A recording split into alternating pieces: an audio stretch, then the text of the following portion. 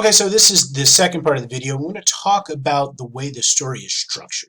Okay, and again, we kind of mentioned some of this idea of structure when we were looking at our scenes. The idea is that they should be, the scene should be building up, the conflict should be building up as we go through.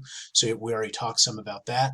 And so that's part of the structure. Notice, of course, it's only at the end that Mayab is going to find the guy who's been lynched. It wouldn't make any sense to say she found this guy had been lynched at the beginning. She goes, finishes walking through the woods. We need to kind of build up to that. Because that's kind of the climax of the story. So, but let's look at what other kinds of information gets added into the story, so that's going to be important for us to understand the climax. And again, this is also that you can think about what you're going to do in your own stories. So, from hen house to pig house to smokehouse, that the days had never been as beautiful as these. This sentence right here is already starting to do a lot of work. This sentence really anticipates the ending. We know that things, when they end up, by the time we get to the end of the story, things are not going to be good. But when you look at this, it seems like things are great.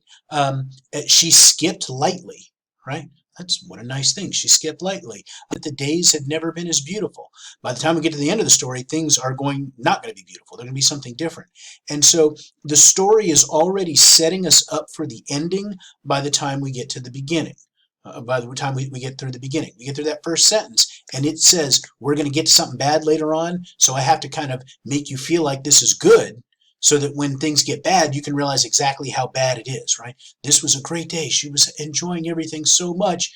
Oh no, she's going to discover something terrible.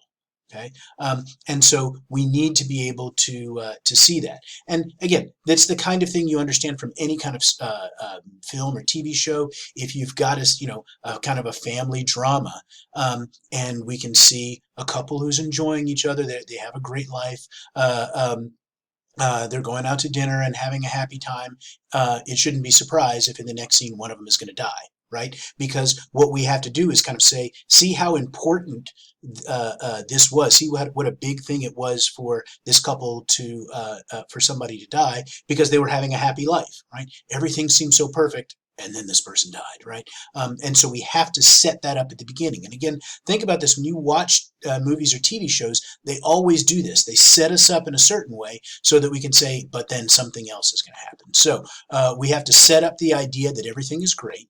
We also set up where we are. She went from hen house to pig pen to smokehouse. I will assume that most of you living in New York do not have a hen house or a pig house or a smokehouse. A smokehouse is where you take meat, usually pork, and you smoke it so that it preserves through the winter.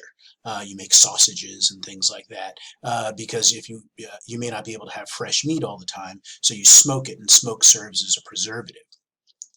But that's something you only have out in the country. So she's got a hen house where they get their eggs, pig pen where they raise the pigs, and the smokehouse where they smoke sausages and other kinds of meats. So we also know that we're out in the country. So this first sentence does a lot of work. And so just be thinking about that as you're working through your own stories. What is it that you need to set up at the beginning of the story that help us understand what's going on? Where are we? And also, what is the emotion we want to have?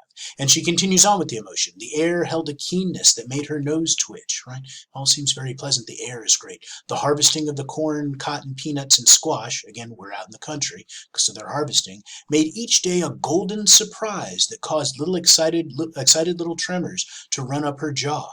And she's living a great life, right? And again, if you're really good when you're paying attention to a story like this, and everything is so perfect at the beginning, you should know that something bad's going to happen, right? That's the whole point of showing us something perfect, is so that we can undermine it later on. And so just think about how you can do something like that. She's going to carry this stick, and she's going to walk around hitting chickens with a stick. It's the kind of thing that a 10-year-old might do. She felt light and good in the warm sun. Again, Walker is really laying it on thick here. She is really telling us a lot about how much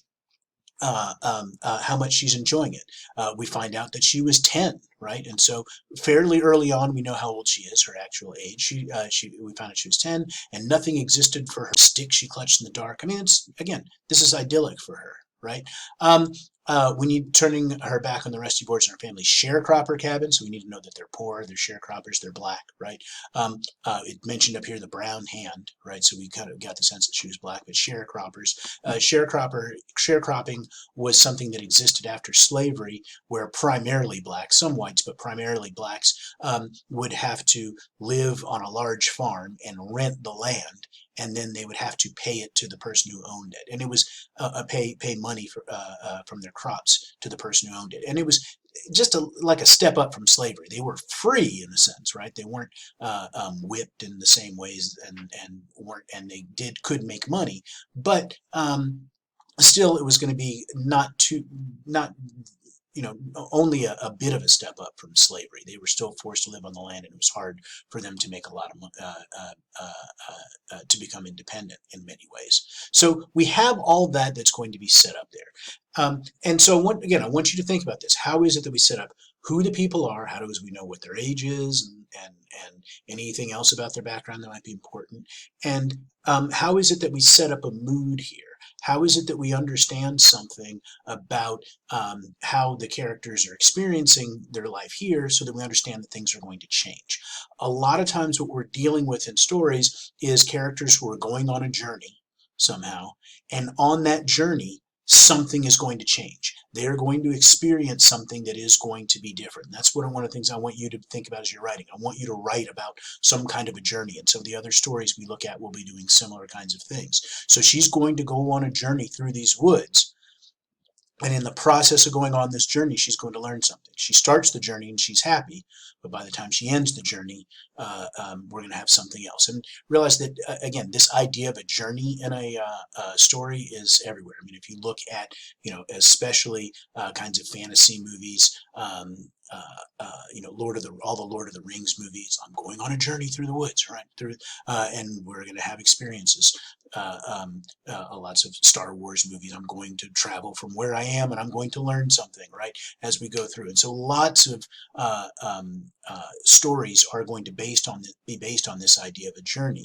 And again, as we go on this journey, we're going to learn something. And again, so by the time we get to the end, like we said, she is going to realize what's going to be going on. We're going to be building up this idea the summer is over, that is, she's going to see this person who is going to have been lynched. And that's where that's where this journey comes to some larger idea that we're going to have here, and we have to have some realization that she has. Summer is over, right? She's no longer innocent. She can no longer just be a child who says, everything's so wonderful, I wander through the woods, look how great everything is. She can no longer be on that kind of journey anymore. She no longer believe that anymore, because she's been on this journey. She can no longer believe that everything in the world is wonderful. So keep that in mind, and realize that that's what you want to be doing for your stories, right? I want to see your characters go on a journey and see how they change as they go on that journey. As we look at the other stories in this that I want you to be thinking about in this unit, I want you to be thinking about how they have a journey for the characters to go on, and how they change. And I say change. One of our stories, we'll look at the character refuses to change, but that's okay as well, right? Because it's we go on a journey and we should have changed, but we didn't, right? We can think about what that means. But that's what I want you to be thinking about for writing your own stories. The idea of a character that goes on a journey and then changes somehow we go through. But again, if we to understand how they change, we have to know where they started. We have to know they thought this at the beginning. They go on the journey, something happens, and now they think something else. And that's the general structure that we have here. So keep that in mind as you're moving forward towards writing your own story.